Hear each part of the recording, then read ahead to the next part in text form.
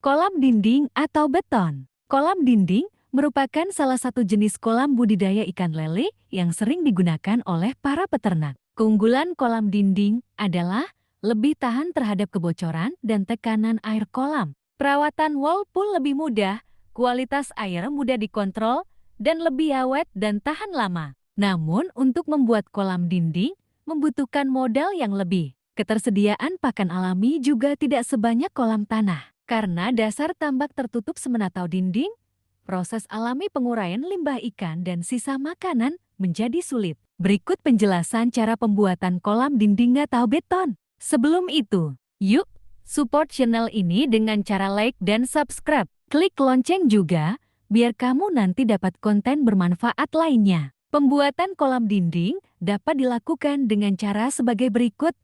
Pertama, buat pondasi dan rangka besi berukuran 25 x 10 meter untuk dinding kolam. Kedalaman kolam adalah 80–180 cm.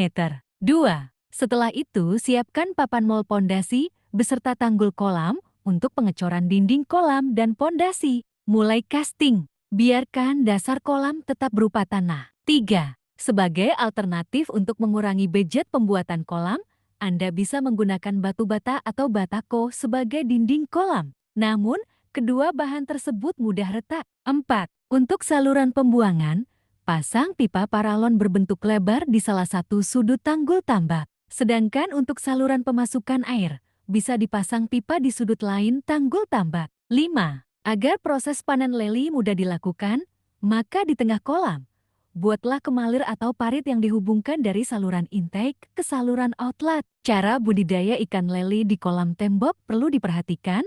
Untuk cara budidaya lele wellpond, ada beberapa poin penting dalam hal persiapan kolam. Sebelum kolam digunakan, kolam dibersihkan dari racun yang terkandung dalam semen. Anda bisa mengisi air di kolam yang baru saja Anda buat sebanyak setengah dari kedalaman kolam.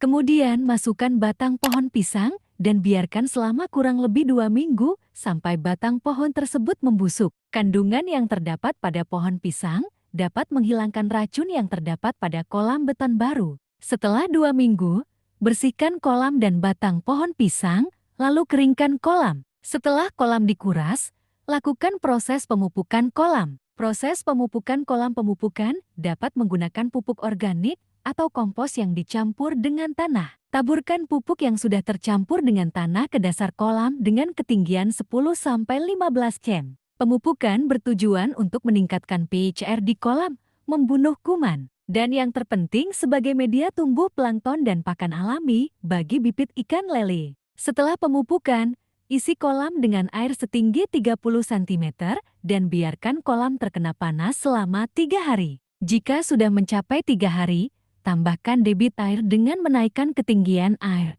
yaitu sekitar 90–100 cm, dan biarkan lagi selama 3 hari. Setelah 3 hari, tambahkan tanaman seperti cenggondok dan kolam dinding siap digunakan. Untuk proses penyebaran benih, pemeliharaan, pemberian pakan, hingga pemanenan sudah kami jelaskan pada ulasan sebelumnya di atas.